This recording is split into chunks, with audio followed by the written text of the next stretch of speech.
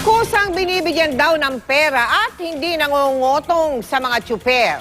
Yan ang pahayag ng batang nag-alapuli sa Pasay na inireport namin sa inyo kahapon. Pero ang dagdag ng bata, isang pulis at isang tauhan ng MMDA ang nakikinabang sa mga perang nakokolekta niya. Nakatutok si Emil Sumangi. Nasa kustodiya na ngayon ng DSWD at sumasailalim sa counseling ang 12 taong gulang na batang na-rescue ng Pasay Police at City Social Welfare kahapon na nakasuot ng patrol boots, uniforme ng pulis, may peking 9mm na nasa holster. Mayroon pa siyang Police Senior Inspector na ranggong nakatahi sa balikat ng uniforme. May patches ng PNP Regional Public Safety Battalion at may peking paniket o traffic violation receipt. Sumbong kasi ng jeepney driver, kinokotongan sila ng bata sa area ng Pasay Rotonda LRT. Ayaw niya pahawak kahit yung wallet niya sa akin lang. Pinasilip niya, tigwa 100 tapos 20 tapos may coins siya. Kaya all in all, sabi ng DSWD is 419. Kinukwento niya, kusa daw binibigay sa kanyang mga driver. So, email mo muna ha. Hanapin mo muna yung pwede mo. Hanapin mo. Saan ko yun? Saan mo?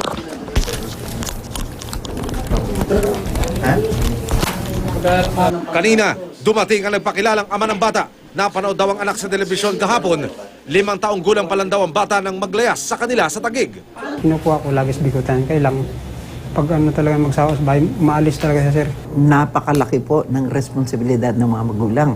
Pwede nga po silang kasuhan kasi hindi nila ginagawa ang kanilang role bilang magulang. Instead, ginagamit pa nila yung kanilang mga anak na sa paghahanap buhay. Kwento raw ng bata sa social welfare officer, galing sa isang pulis ang uniforme at gamit.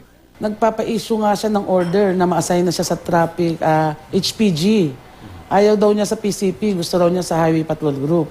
Itong mga batang to, pag na-train, na-train, tapos nandun yung kasama yung takot, kasama yung pangangailangan, tumitibay sila Yun ang nakakatakot kasi pag lumaking ganun yung bata, nandun na yung wala na silang katatakutan. Ang isang nakababahala pa raw sa kwento ng bata, isang taga-MMDA at isang pulis daw ang pinagbibigyan ng mga nakokolekta mula sa mga tsuper ng jeep.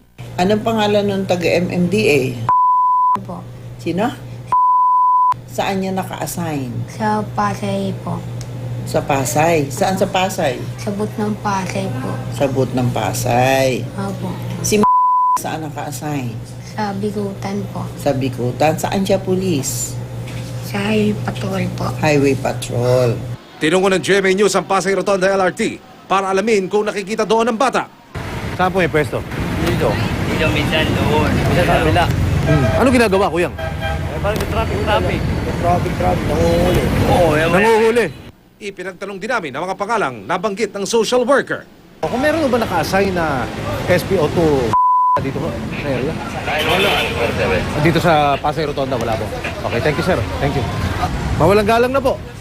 Meron ba tayong traffic enforcer na MMD? Dito ho. Panggabi.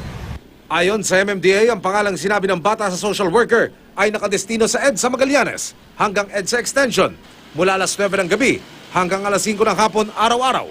Emil Sumangil, Nakatutok, 24 oras.